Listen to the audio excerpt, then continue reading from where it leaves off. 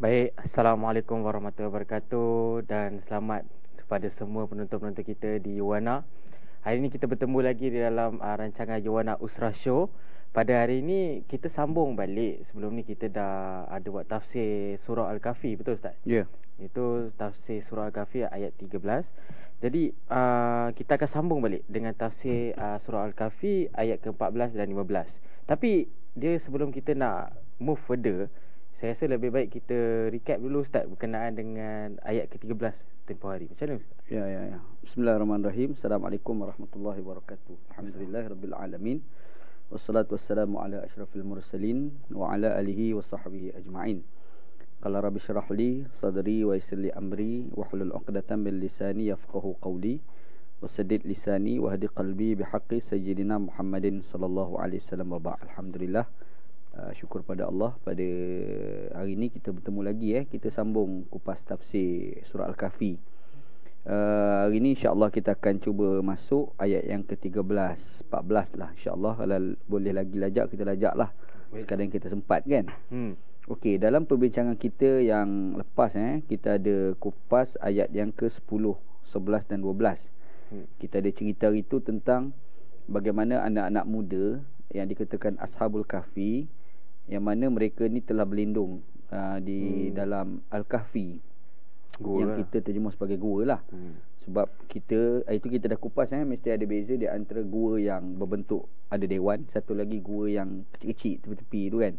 Yang kalau kita duduk kat tepi tu, kalau hujan kita boleh kena hujan. Yang tu sebutannya adalah ghar. Ghar macam gua Hira, Gharul Hira.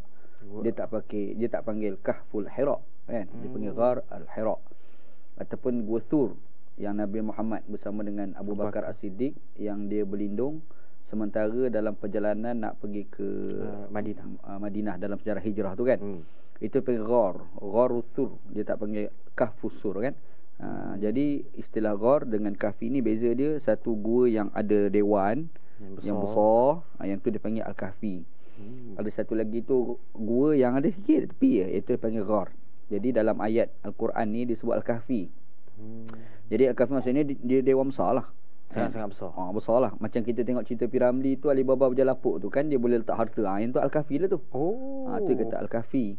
Kalau yang kecil tu dia panggil Ghar kan. Jadi dalam ayat ke-10 hari tu kita ada cerita tentang Allah Ta'ala ada sebut gambaran dasar tentang bagaimana anak-anak muda yang mana mereka ni berlawan dengan pemerintah pada masa tu yang ajak orang jadi syirik, ajak orang jadi kufur. Pemerintah tu dia bukan semata-mata kufur, tetapi dia mendesak orang menjadi kufur. Itu timur perlawanan. Kita kena ingat satu benda juga sebagai penambahan yang kita tak bincang lagi, iaitu sifat berbeza agama ni adalah dakwah. Tapi perlawanan ini tak akan berlaku dengan sebab berbeza agama, tetapi perlawanan itu berlaku apabila wujud perlawanan terlebih dahulu. Maksudnya macam mana Ustaz? Kalau dia orang serang kita, baru kita serang balas. Tapi kalau semata-mata berbeza agama, kita bukan melawan tapi dakwah. Macam contoh, kalau kita baca dalam Al-Quran, Allah Ta'ala ada sebut tentang Nabi Musa AS tu dia bertembung dengan Fir'aun. Padahal Nabi Musa tu dibesarkan dalam rumah Fir'aun. Tapi kenapa Allah Ta'ala ni suruh Nabi Musa berlawan dengan Fir'aun selepas Nabi Musa duduk dengan Nabi Shu'aib? Izhab ila Fir'aun fa innahu tagha. Kan Quran kait dengan tagha. Pergilah Musa berlawan dengan Fir'aun fa innahu tagha, apabila dia dah melampaui batas. Maksudnya perlawanan. Tapi sebelum itu Nabi Musa AS dia dibesarkan dalam rumah Fir'aun. Dia tak berlawan pun dengan Fir'aun. Dia anggap macam bapak dia. Memang bapak dia lah, bapak angkat dia kan. Jadi maksudnya di situ kita akan nampak perbezaan agama bukan perlawanan. Perbezaan agama adalah dakwah. Macam kita sekarang, kita hidup sama orang bukan Islam, kita Muslim, orang bukan Islam pun ada. Kita bukan berperang dengan dia, bukan bergaduh dengan dia, tetapi kita berdakwah dengan dia. Tapi kalau dia tak serang kita, barulah kita serang balas. Tu memang asas yang Al-Quran ajar lah tentang hubungan kita dengan orang bukan Islam. Banyak ayat Quran tradisinya. Memang Quran macam tu. Kalau tengok surah Al-Baqarah tu pun Allah Ta'ala disebut 2-3 ayat lah. Waqatilu fi sabilillahi alladhina yuqatilunakum. Perangilah mereka apabila mereka memerangi kami terlebih dahulu. Faham tak? Kalau kamu memerangi, kalau mereka memerangi kamu terlebih dahulu, barulah kamu serang mereka. Maksudnya mereka serang dulu, baru kita serang balas. So kita tak boleh serang dulu Tak boleh. Lepas tu kalau kita baca dalam Quran, Allah Ta'ala kata iz awa al-fityah ila al-kahfi. Apabila anak-anak muda ni Dia pergi menyorok dalam gua. Sebab apa Sebab raja tu dia dah zalim. Dia dah start memaksa orang masuk agama dia. Jadi kalau ada orang berbeza dengan agama dia, dia mula nak tekan, dia mula nak tindas. Maka di situlah timbul perlawanan.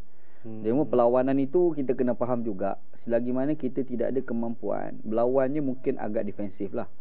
Macam kes Ashabul Kahfi ni, dia orang duduk dalam gua. Dia orang bukan berlawan perang tu, kan? Macam Nabi Muhammad SAW masa era di Mekah, Nabi Muhammad tak lawan, Nabi bersabar banyak. Bersabar. Tapi bila di Madinah dah ada kekuatan ketenteraan, baru berlawan dengan persenjataan. Makanya bila kita nak berperang ni, kita kena check, kita kena analisa dulu. Apakah kita lawan ni boleh menang ke boleh kalah. Dia kena ada tu analisa tu, strateginya. Strateginya macam itulah. Kalau sekiranya nampak kalau kita kalau lawan juga kalah, jangan lawan.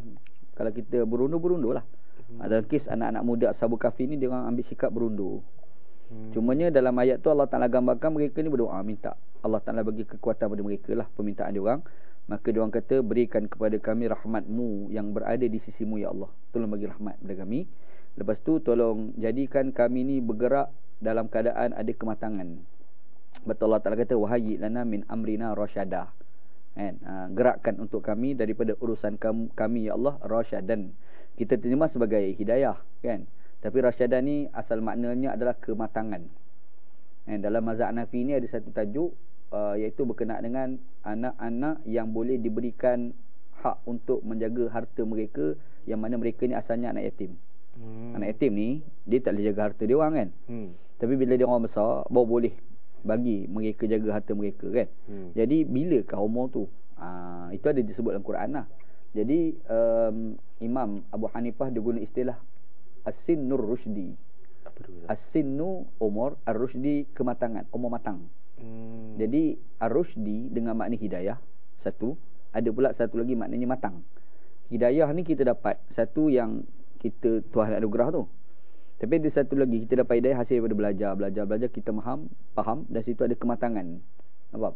Jadi dalam ayat ni Allah Ta'ala guna wahayyi lana min amrina rasyada. Gerakkan kepada kami daripada urusan kami ya Allah rasyadan. Jadi saya terjemah kat sini kematangan lah. Jadi ialah kita nak bergerak tu memang kena bergerak, tapi berat tu biar matang, jangan tak cerdik.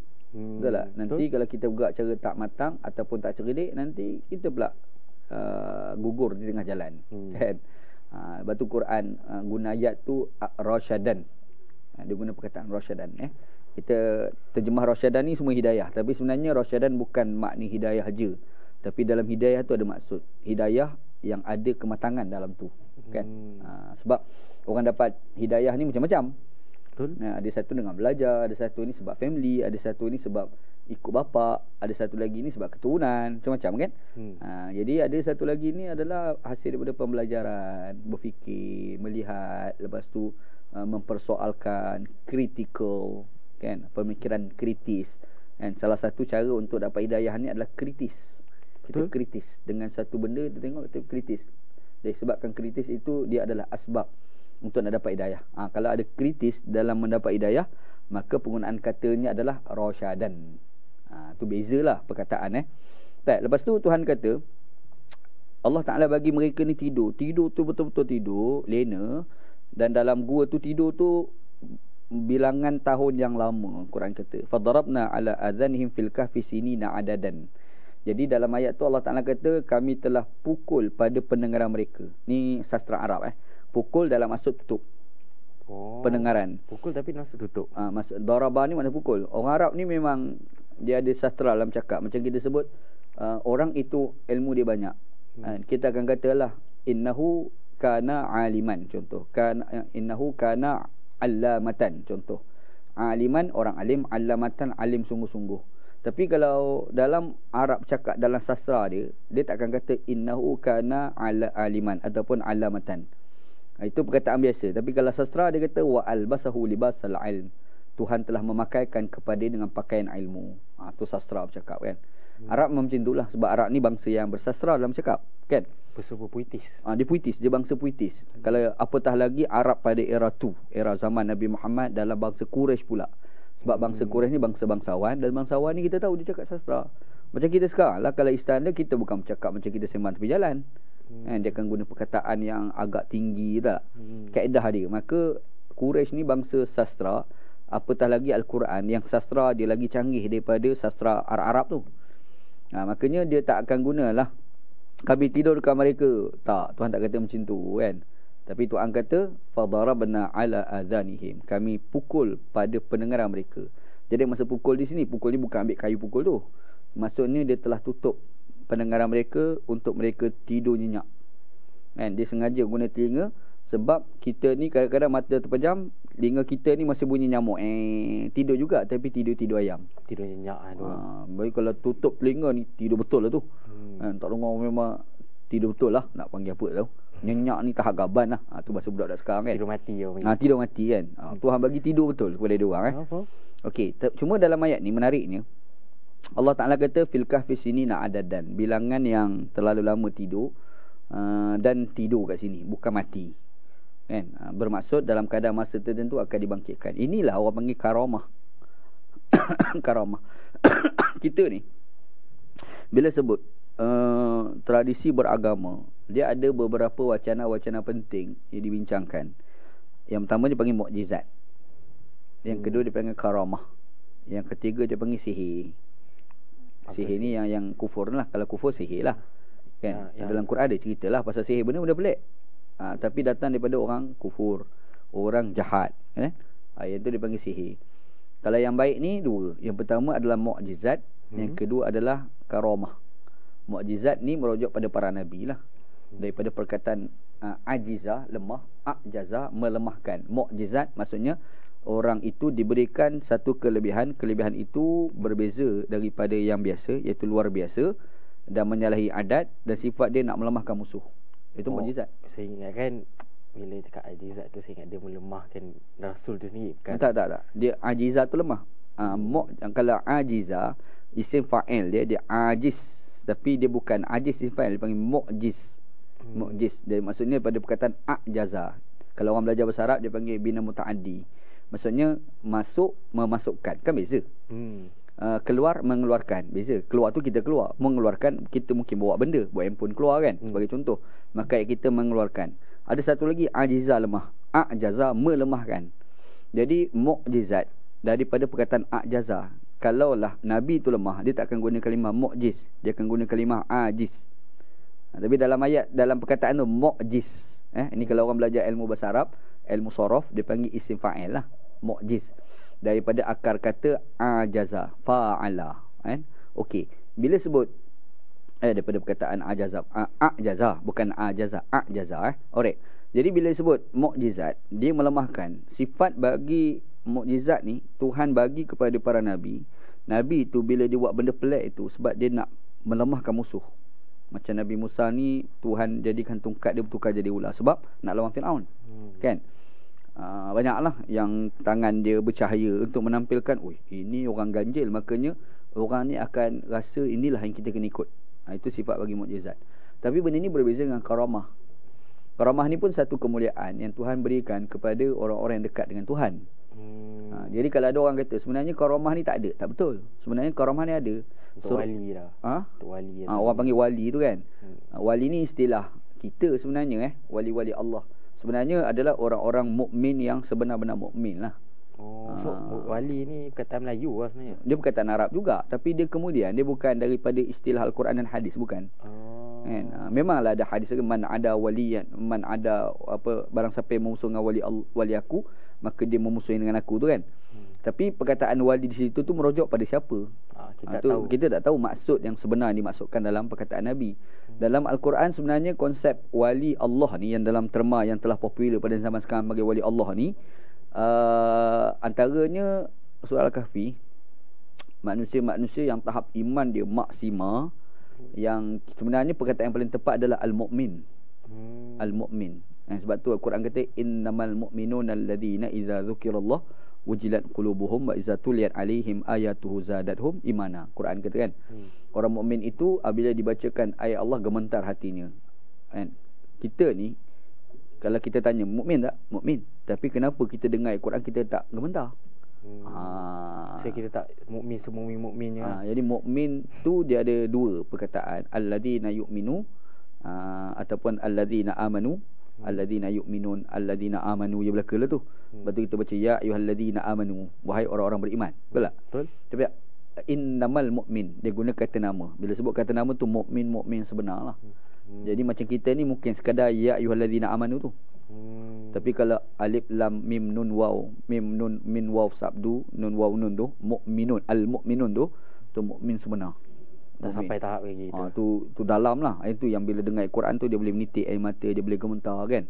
Itu yang kategori wali Allah sebenar tu. Itulah maksud wali Allah. Asalnya.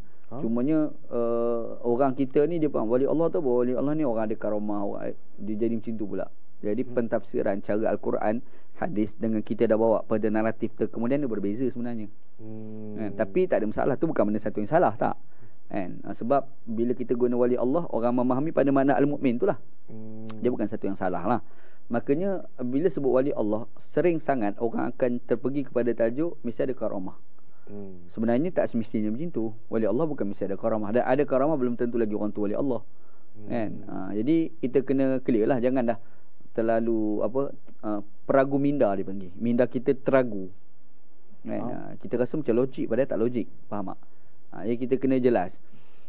Okey, bila disebut mukmin sebenar, maknanya Tuhan tu kadang-kadang bagi beberapa anugerah kelebihan pada dia yang dinamakan sebagai karamah. Okey, persoalan dia, karamah ni ada ke tak ada? Surah Al-Kahfi ayat yang kita baca ni, ini salah satu karamah. Tidur 1000 tahun, lepas tu dibangunkan balik. Itu karamah sebenarnya. Yang melampau, yang tak boleh difikir, yang luar daripada akal kita. Dia panggil khawarikul adat, menyalahi adat. Menyalahi adat kebiasaan. Adat bagi manusia tidur sehari, 2 hari, 3 hari, tak ada lebih lah, mesti dibangun punya kan. Tiba-tiba 300 tahun lebih tidur. Tak lapar tak lapar ke tak kan. Itu kan khawarikul adat, menyalahi adat. Betul tak? Jadi bila dia menyalahi adat, maka itu dipanggil sebagai karamah kan. Asal makna karamah ni kemuliaan. Jadi bila sebut karamah, maknanya orang yang ada karamah itu dikatakan sebagai wali Allah. Okey, dia ada beberapa wacana besar yang dibangkitkan oleh ulama dalam menafsirkan ayat ini. Apakah seorang wali itu dia tahu yang dia tu wali? Satu soalan. Kadang-kadang orang tu dia wali, aku ni wali Allah. Betul ke yang dia tu boleh tahu yang dia tu wali Allah? Ataupun dia ni syok sendiri? Kan? Sebab nak claim belaka kan. Kita pun boleh claim. Kalau kita belajar dalam ilmu universiti pun, kita ada data, kita ada informasi dan kita ada knowledge. Dan tiga-tiga tu memberi makna yang berbeza. Betul tak? Data, kita buat kajian data. Cuma data yang kita dapat benar atau silap, betul atau salah kan. Maka kenalah analisa data. Maka di situ kena ada satu proses. Proses tu dipanggil informasi. Sebab kita nak proses data untuk nak jadikan dia sebagai maklumat yang benar, maka dipanggil informasi, maklumat lah bahasa kita kan. Daripada maklumat tu kita kena analisa pula. Analisa tu daripada banyak-banyak tu kita dapat kesimpulan. Dia panggil sebagai knowledge, ilmu, pengetahuan. Kan kaedah dalam ilmu universiti pun begitu. Maka demikian juga kita nak bahas dalam isu agama, apatah lagi lah agama. Maka agama ni dia bahas tentang apa itu wali. Jadi dia kata aku ni wali. Kau tahu mana kau wali? Mungkin aku rasa ada benda pelik yang kau boleh buat maka aku wali. Belum tentu. Sebab ada satu lagi yang pelik, dia panggil sihir. Sihir tu pun pada pelik. Jadi takut-takut sihir, bukan karamah, takut-takut. Jadi di situ tu menyebabkan ada ulama-ulama Islam dia bahas apakah seseorang itu kalau dia wali, dia tahu yang dia tu adalah wali. Ada 2 ulama lah, mungkin kita boleh nukil kat sini. Dan semua ni telah dibahas panjang lebar oleh Al-Imam Fakhruddin Ar-Razi. Ulama besar lah. Ulama Fakhruddin Ar-Razi ni ulama besar dalam aliran Asy'ariyah. Dia ada kitab tafsir. Nama kitab dia Mafatih Al-Ghaib, nama kitab dia. Dalam kitab tu dia nukilkan 2 ulama. Yang pertama namanya Ibnu Daqqaq, yang kedua namanya Ibnu Furaq. Okey, Ibnu Daqqaq kata seseorang wali itu dia boleh tahu diri dia adalah wali. Macam tu pula. Dia boleh tahu dia wali, dia kata aku ni wali. Dia boleh tahu. Tetapi bukan bermakna bila dia tahu dia wali maka dia boleh cerita ke orang. Dia boleh brag lah benda tu. Aku ni wali Allah. Itu problem tu. Problematik. Kan? Tapi kalau dia tahu dia wali, kata Ibnu Daqqaq, memungkinkan boleh. Tapi ada seorang lagi ulama aliran Asy'ariyah kuat, namanya Ibnu Furaq, Abu Bakar Ibnu Furaq nama dia. Ibnu Furaq kata sebenarnya seseorang wali itu dia tak boleh tahu yang dia tu adalah wali. Dia tak ada tahu. Aku ni wali, dia tahu. Tak tahu. Sebab wali ni kalau sekiranya dia boleh tahu yang dia tu adalah wali, itu memungkinkan istidraj. Belagak lah. Istidraj ni adalah satu kelebihan nikmat yang kita dapat, dan nikmat yang kita dapat itu adalah mempelorongkan lagi kita supaya kufur pada Tuhan.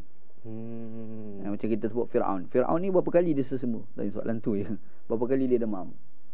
Tapi dia kufurkan Allah dengan sebab dia menguasai Mesir, dengan sebab dia tak pernah sakit, tak demam, dia mula kata inni rabbukumul a'la, aku Tuhan paling tinggi. Jadi nikmat yang dapat menyebabkan dia makin lupa diri, dan itu membuka ruang lagi dia kufur pada Tuhan. Dia panggil istidraj. Kalau seseorang tu dia boleh claim saya ni wali, saya tahu saya adalah wali, itu kan boleh bawa pada istidraj. Membuka ruang untuk dia kufur. Betul kan? Kufur membuka ruang tu kan. Jadi sebab itulah Imam Ibn Furak kata tak boleh seseorang wali itu mengenali yang diri dia adalah wali. Satulah. Yang keduanya, kalau kita sebut wali, dia ada satu pepatah Arab, la ya'rifu zal fali illa dzau. Seseorang itu tidak boleh tahu dia ada kelebihan kecuali orang lain yang ada kelebihan mengiktiraf dia ada kelebihan. Lagi leceh lah nak cari. Contoh kita buat, macam mana Imam Syafi'i itu boleh dikatakan sebagai al-imam? Siapa pergi iktiraf dia al-imam? Jawapannya adalah dia pergi belajar dengan seorang guru yang telah diiktiraf sebagai al-imam, namanya Imam Malik. Imam Malik itu pula dah ada orang iktiraf dia sebagai al-imam. Orang iktiraf ilmu dia hebat lah apalah. Bila dah ada pengiktirafan, dia pun mengajar. Datang seorang murid namanya Imam Syafi'i mengaji dengan dia, dan tahap ilmu dahsyat Imam Malik dengar, kau ni al-imam ni. Maksudnya orang hebat mengiktiraf seorang tu hebat, maka dia memang hebat. Ada seorang ni, dia ni pergi menyampaikan kuliah, tapi yang pergi dengar kuliah dia orang-orang bodoh ya. Orang bodoh mesti kata hebat dia ni. Jadi belum tentu lagi hebat, sebab iktiraf tu adalah orang bodoh, bukan orang yang power. Kalau orang power, dia iktiraf tu memang power kan. Macam macam kita sekarang buat PhD, bukan betul dapat PhD, dia kena ada viva. Dan viva tu pula yang datang tu bukan biasa orang-orang yang ada doktor-doktor yang pernah mengalami program viva sebelum ni. Dia dah buat kajian lah apa kan, dia terlibat dengan kajian itu, dan pakar bilang tu dia pergi test kita pula. Kita pula bahas-bahas, dia dengar, kau memang betul, dia pun iktiraf kau dapat doktor. Itu pepatah Arab kata la ya'rifu zal fadli illa dzau. Seseorang itu tidak boleh dikatakan sebagai hebat kecuali orang lain yang hebat mengiktiraf dia adalah hebat. Maka sebab itu bila sebut wali, la ya'riful wali illal wali, seseorang itu tidak diketahui dia sebagai wali kecuali wali yang lain. Yang dah ada wali ni kita dia ni memang wali ni, berwali, masuk geng sekali. Baru dia tahu hebat kan. Jadi macam mana seseorang tu dia boleh tahu aku ni wali, sedang dia pun tak tahu siapa yang iktiraf dia wali. Faham Sebab itulah kata Ibn Furak, seseorang wali itu tidak boleh mengetahui bahawasanya dia adalah wali. Wali ni anugerah Allah Ta'ala bagi pada orang-orang tertentu, terpilih lah. Allah pilih, Allah Ta'ala bagilah dia wali. Lepas tu karamah Allah Ta'ala bagi kepada dia. Jadi kita orang jahil ni tak payah nak kata dia tu wali tak boleh. Sebab kita orang jahil. Yang boleh menentukan orang itu wali adalah wali juga. Orang sering duk iktiraf wali ni adalah Khadir alaihissalam. Khadir nanti kita akan jumpa tajuk Khadir ni. Jadi Khadir tu dia pernah mengatakan orang ni wali, dia tunjuk orang lain? Tak pernah. Macam mana kita boleh tahu yang orang ada hari ni, dia ni wali ni, kau tahu mana? Sebab Khadir tak pernah iktiraf pun. Orang lepas tu wali, lepas tu orang lepas pada dia tu pula wali. Tak ada. Sebab tu tak ada kan. Khidir ni. Khadir alaihissalam kan. Nabi Khadir alaihissalam tu dia tak pernah mengiktiraf mana-mana orang sebagai wali. Jadi sanad dalam menentukan seseorang wali tu tak ada sebenarnya. Dan kalau ada orang klaim dia ni wali ni, tu ada problem klaim macam tu. Sebab dia tidak mempunyai sanad yang bersambung. Dia bukan tidak punya sanad bersambung, sanad tu tak ada. Sebab Khadir tak pernah menunjuk orang itu adalah wali. Tak ada. Itu tidak pernah dilakukan oleh Khadir alaihissalam lah. Bagi orang yang menafsirkan Khadir itu sebagai wali, tu wacana situlah. Jadi di situ kita nampak tentang benda pelik yang berlaku kepada orang-orang soleh, orang yang kuat dengan Tuhan. Tuhan bagi karamah pada dia. Maka dalam kes ayat ni kita akan kata anak-anak muda Ashabul Kahfi ni kuat iman dia. Sebab tu kita tengok ayat sebelum kan, Tuhan kaitkan dengan doa mereka. Mula-mula perlawanan, betul tak? Betul. Perlawanan, diorang ni minta berlindung dengan Tuhan, dan doa mereka itu membuktikan mereka ni adalah orang yang rapat dengan Tuhan. Sebab diorang kata Rabbana atina min ladunka rahmatan, tolong bagi rahmat yang berada di sisimu wahai Tuhan. Nampak kan?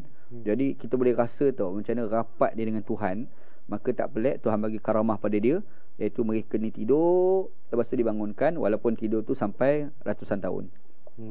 Nampak kan? Itu kelebihan lah. Kurang lebih tentang wali Allah yang merujuk kepada anak-anak muda tadi. Okey. Jadi Allah Ta'ala sebut dalam ayat ke-12, kemudian kami bangkitkan mereka supaya kami mengetahui di antara dua, manakah kiraan mereka tentang kadar lama mereka tu yang paling lama. Sebenarnya kita dah kupas dah ayat 11, 12 yang lepas. Cuma saya tambah sedikit wacana tentang wali tu. Ini kita tak kupas dalam yang kita lepas lah. Okey, kita tengok pada ayat ke-13. Nahnu naqussu alaika naba'ahum bil haqq. Innahum fityatun amanu bi rabbihim wazidnahum huda. Kalau kita tengok dalam terjemahan, kata Allah Ta'ala, kami ceritakan kepadamu wahai Muhammad. Nahnu naqussu alaika. Alaika ka tu kau lah. Kau tu maksud merujuk pada Nabi Muhammad SAW. Perihal mereka dengan benar. Mereka tu merujuk pada anak-anak muda tu lah. Okey. Apa kata Quran? Sesungguhnya mereka itu bukan. Nahnu naqussu alaika naba'ahum bil haqq. Cerita mereka tentang Ashabul Kahfi tu, cerita tu benar. Kan? Dalam ayat ni Tuhan guna perkataan naba'. Naba' ni maknanya berita yang besar. An-nabi, nabi daripada perkataan naba'. Naba' berita. Kalau pergi negara Arab yang kita tengok sari berita utama kan, dia kata amba berita lah tu. Naba', nabi kan akar kata dia sama. Jadi nabi tu adalah orang yang membawa berita. Itu nabi kan. Jadi bila sebut nabi dalam Quran di surah An-Naba kan, amma yatasaalun anin naba'il azim. Quran saling bertanyalah mereka kan berkenaan dengan satu berita besar. Jadi bila sebut An-Naba', naba'um berita yang serius, berita yang benar, berita yang bukan main-main, berita yang tidak boleh diremeh-remehkan. Itu mana naba'. Jadi Tuhan ni dia cerita kepada Nabi berkenaan dengan Ashabul Kahfi, cerita ni benar dan serius. Itu maksud dia.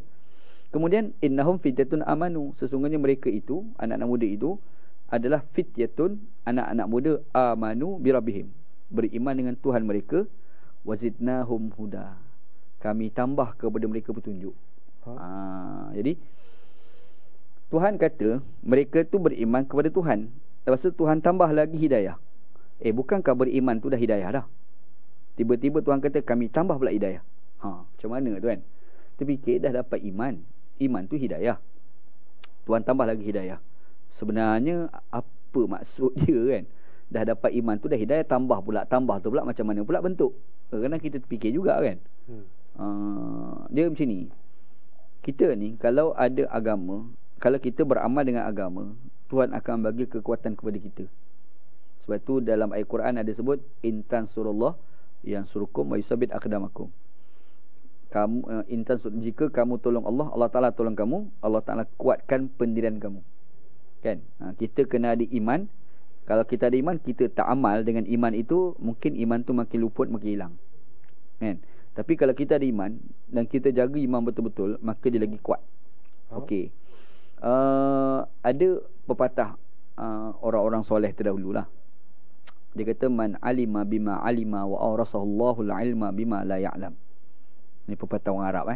Barang siapa yang beramal dengan ilmu yang dia dapat, Tuhan akan bagi kepadanya ilmu yang dia belum tahu lagi.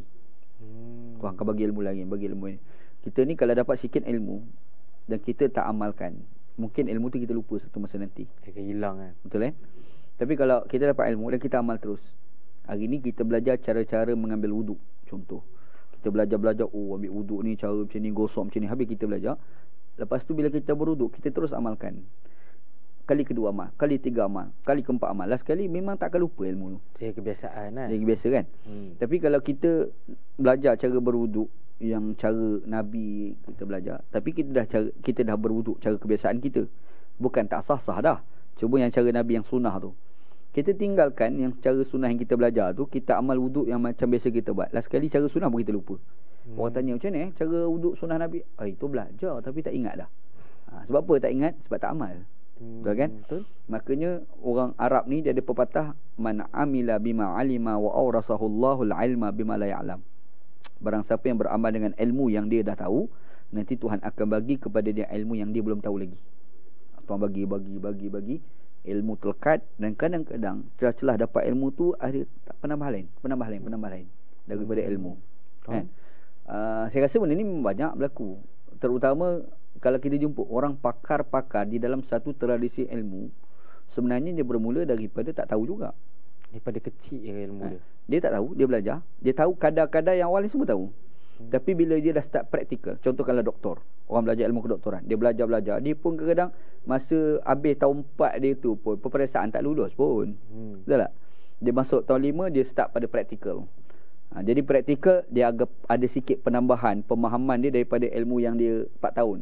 Sebab doktor ni 5 tahun, 4 tahun praktikal, yang tahun kelima tu 4 tahun tu teori, yang kelima tu praktikal kan. Dia dah start masuk hospital, dia start pergi tanya doktor, dia tanya pesakit, sakit apa pakcik, sakit apa, oh ya ke. Dia pun ada sikit penambahan ilmu dengan praktikal. Lepas tu dia jadi doktor betul. Bila doktor hari-hari dia pergi amalkan ilmu yang dia belajar secara teori 4 tahun tu, amal-amal lah sekali kadang-kadang dia boleh cetus pula satu teori baru dari ilmu perubatan. Banyak. Kalau kita nak tengok Sigmund Freud, antara tokoh ilmu psikoanalisis, dia tu seorang doktor asalnya, dan pendidikan dia bukan bagus dalam bidang orang biasa je, macam doktor-doktor lain je, macam orang biasa-biasa je. Asal Sigmund Freud ni. Tapi dia pergi, bila datang pesakit jumpa dia tanya soalan ni, cerita 1, 2, dia kata macam konsisten pula. Dia pun ambil satu buku nota, pelik-pelik sikit dia catat yang pelik-pelik. Rupa-rupa daripada catatan dia tu melahirkan satu teori ilmu baru, namanya ilmu psikoanalisis. Yang orang lain tak cetus, dia boleh cetus. Padahal dia belajar kedoktoran sama je dengan orang lain. Kan? Sebab apa? Sebab dia beramal dengan ilmu tu. Dia terbiasa. Dia biasa-biasa, dia akan ada ilmu yang pelik-pelik orang tak dapat, kita dapat. Dia nampak luar kebiasaan sikit, dia dapat, dia rasa macam benda ni pelik.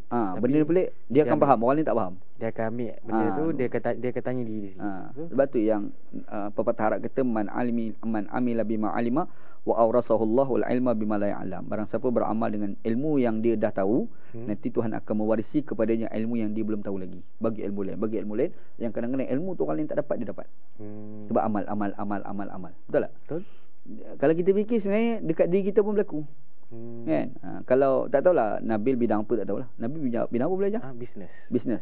Nanti masuk bisnes, nanti cuba tengok, dia akan ada tu pelik-pelik. Orang lain tak perasan, kita perasan. Sebab benda tu terbiasa kan. Dari celah-celah tu ada, kita dapat, orang lain tak dapat. Itu kelebihan ilmu. Tapi ada satu lagi, hidayah. Hidayah. Kita ni kalau start dapat hidayah, mula-mula nak semayang rasa berat, malas ni nak semayang. Tapi kalau hari semayang konsisten dengan tiap-tiap waktu, sampai satu ketika kita terlewat sikit pun kita rasa gelisah dah. Maksud di situ dah ada bimbingan daripada Tuhan dah tu. Kan? Tiba-tiba kita lagi ikhlas, lagi jujur, konsisten, sehingga sampai satu tahap iman tu dah sebati dalam diri kita. Makanya kalau kita berjalan, kita tengok ada orang miskin, kita tak tolong dia pun kita rasa bersalah dah. Jalan, aku tak tolong dia ni, Gustan balik cari duit bagilah sikit. Betul tak? Ada manusia dia tengok tak rasa apa pun. Tapi apakah orang yang tak rasa apa tu, dia dah tak ada iman? Ada iman. Iman dah ada dah. Cuma wazidnahum huda tu tak ada. Faham tak? Wazidnahum huda tu tak ada. Kalau orang ada wazidnahum huda, dia dah masuk Islam dan dia boleh bantu orang miskin, tiba-tiba dia tengok orang miskin dan dia tak bantu dan dia rasa tak bersalah, jadi iman. Tapi ada pula satu lagi, dia dok biasa dengan infak sedekah, ada rahmat pada orang miskin, bla bla bla, amal Islam betul-betul, Islam pun dah sebati dalam diri dia. Makanya bila dia berjalan, dia nampak orang miskin, dia tak layan, dia akan rasa, aku tak tolong ni, dia gostan balik, tolong. Itu panggil wazidnahum huda. Maksudnya hidayah dah ada dah. Ada satu lagi, pimpinan daripada Tuhan. Tuhan dah pimpin dia. Itulah dimaksudkan sebagai wazidnahum huda. Kami tambahkan kepada mereka petunjuk. Iman tu hidayah dah. Innaka la tahdi man ahbabta walakin Allah yahdi man yasha. Quran sebut kan. Sesungguhnya kamu Muhammad tidak boleh memberi hidayah kepada siapa yang kamu sayang. Merujuk pada Abu Talib. Betul. Tapi apa maksud Abu Talib di sini? Tak Islam kepada Islam. Kami memberi hidayah pada siapa yang kami mahu. Tuhan bagi hidayah pada Abu Talib. Okey, Abu Talib Tuhan tak bagi hidayah pada dia. Okey, kalau dapat hidayah juga maksudnya masuk Islam lah. Okey, tapi yang Quran sebut ni fitjatun amanu, iman. Selesai dah. Tapi wazidnahum huda. Iman tu sendiri itu adalah hidayah. Tapi Tuhan kata kami tambah lagi hidayah. Tambahan itu maksudnya Tuhan dah pimpin dia. Macam tadi, macam kita sebut tadi lah. Dia amal aja dapat yang pelik-pelik tadi. Ini tambah-tambahan. Bukan pelik-pelik. Tambahan-tambahan yang orang lain tak nampak. Dia nampak. Faham sebab tu mereka ni kita boleh kata kalau dalam terma kita inilah wali Allah sebenar. Anak-anak muda ni dia orang ni adalah wali-wali Allah sebenar. Kan sebab Tuhan bimbing kan. Tuhan bantu dia orang. Kalau orang belajar ilmu tasawuf, inilah dia kata orang nak jadi wali Allah ni ikhlas dah terlepas dah. Itu memang tak jadi isu bagi mereka. Sebab soal ikhlas dah lulus awal dah. Sebab wali Allah ikhlas tak jadi isu lah. Hati dia orang dah kuat dah. Dia mesti ada dua situ yang kita kena bahas. Yang pertama, amalan mereka memang ikut syariat. Sebab mana mungkin orang itu wali Allah tiba-tiba amalan dia tak selarang dengan syariat. Mana mungkin. Sebab wali Allah macam mana hebat pun tidak boleh melepasi Nabi Muhammad sallallahu alaihi wasallam. Betul tak? Betul. Kalau ada orang tu boleh lepasi Nabi, wah canggih kau pula pada Nabi, mana boleh kan? Sebab Nabi sendiri pernah sebut orang paling takut pada Allah adalah aku, kata Nabi sallallahu alaihi wasallam. Tiba-tiba ada orang lain dia kata dia ni lagi hebat pada Nabi ni. Uish, kau lebih ni. Lebih sangat lebih sangat ni, itu melampau. Taksub dah tu.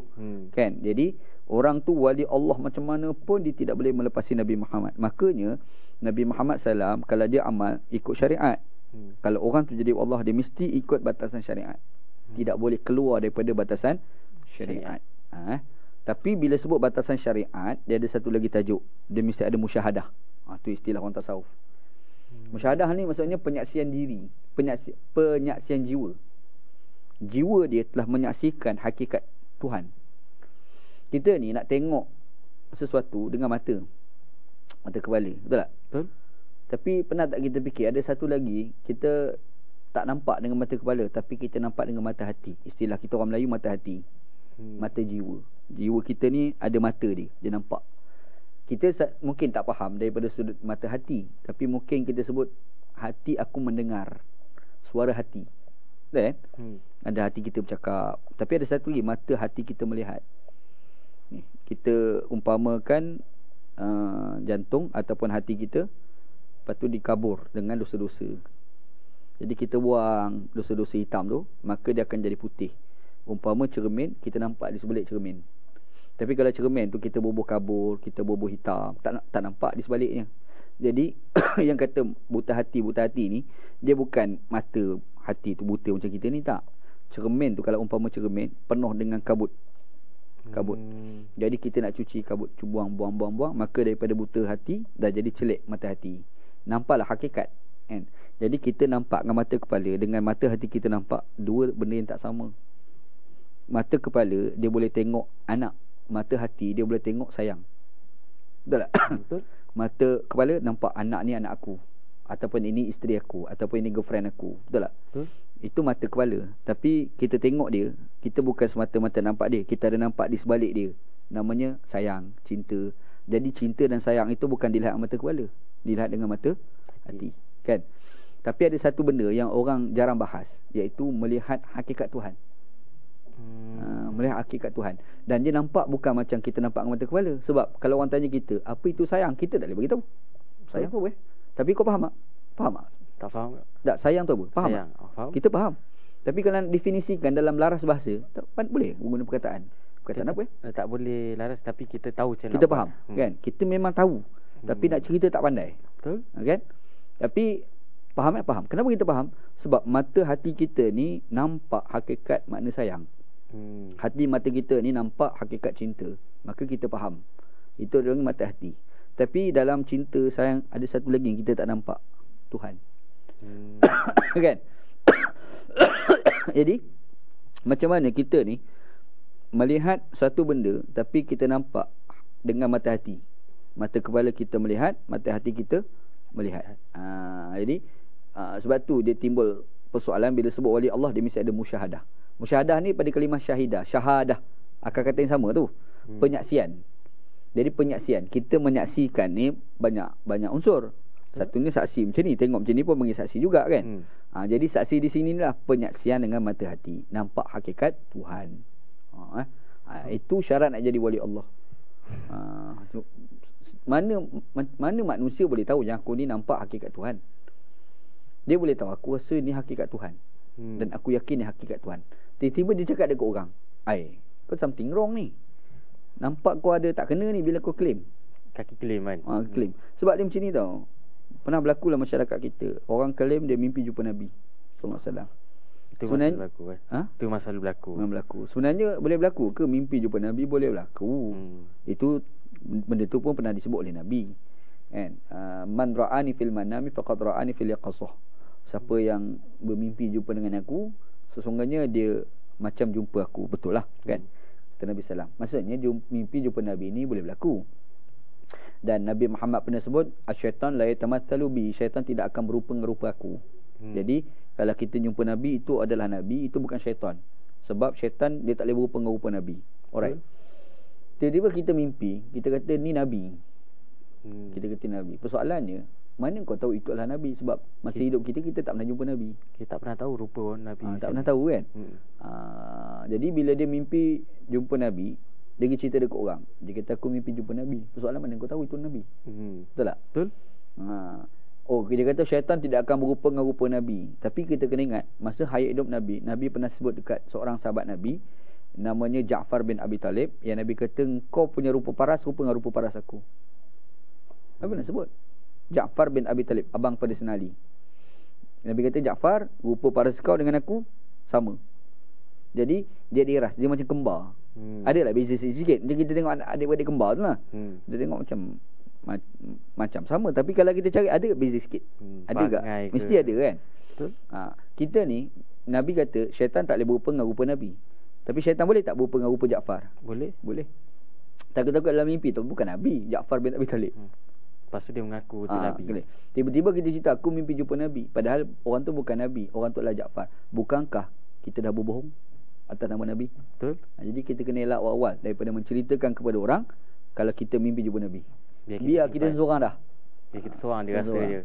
Sebab pernah berlaku pada era tabi'in, bagaimana ada seorang tabi'in itu, dia telah mimpi dan dia rasa orang tu adalah Nabi. Dia pergi jumpa seorang sahabat, dia kata aku mimpi jumpa Nabi. Sahabat Nabi tu tanya balik, kau boleh tak sif lana, tolong sifatkan kepada kami orang yang kamu jumpa dalam mimpi tu. Orang tu pun sebut gini-gini, itu Sayyidina Husin, bukan Nabi. Maksudnya orang era tabi'in pun boleh tersilap. Mati-mati dia ingat orang tu Nabi, rupanya Sayyidina Husin. Bila disifatkan sifat tu kan. Bayangkan kita yang 1500 tahun ni dengan zaman Nabi kan, yang memang tak pernah tengok. Maka disebabkan itu, kalau kita mimpi jumpa Nabi, tak payah cerita ke orang lah. Biar kita sifat seorang-seorang dah kan. Kalau betul, alhamdulillah, syukur pada Allah. Kalau tak betul pun tak apa. Sebab orang tu mungkin dia menyeru kepada ketakwaan, bagus untuk kita juga dalam mimpi tu kan. Itulah kurang lebih dia macam tu. Jadi kita faham kat sini, itulah hakikat bagi wali Allah. Ikhlas nombor satu. And orang yang wali Allah, yang dikatakan hakikat wali Allah, ikhlas tu dah terlepas. Dia tak jadi isu dah. Sebab dia memang ikhlas. Dia tak akan jadi wali Allah lah. Ikhlas tu dah biasa bagi dia. Biasa. Cuma yang kita kena bahas ni adalah dua perkara tambahan. Yang pertama adalah mesti mengikut aturan syariat. Yang kedua, dia mesti dapat musyahadah ilahiyah. Dia nampak Tuhan tu dengan sudut pandang mata hati lah. Sebab melihat Tuhan tak boleh lihat mata kepala, tak mampu. Tak ada kemampuan. Mata kita ni keterbatasan. Ada konsep rabun pula lagi lah kan. Itulah hakikat. Nak tahulah hakikat bagi wali Allah. Berapa minit dah kita ni? Cukup lah kot. Panjang Panjang. Okey, baik. Itu saja untuk hari ini. Terima kasih kepada Ustaz Waji kerana sudi berceritakan berkenaan dengan tafsir surah Al-Kahfi pada hari ini, Ustaz. Jadi disebabkan itu, saya ingin mengucapkan terima kasih. Dan juga kepada rakan-rakan di luar sana, kalau ingin mengadukan sebarang persoalan, boleh saja email kami di yuwanatv@gmail.com dan boleh follow kami dan di sosial media kami semua Yuwana TV, Facebook Yuwana TV, Twitter Yuwana TV, YouTube Yuwana TV, TikTok pun Yuwana TV. Dan insya-Allah Ustaz, kita berjumpa lagi pada masa akan datang. Insya-Allah. Baik, terima kasih dan assalamualaikum. Waalaikumsalam warahmatullahi wabarakatuh.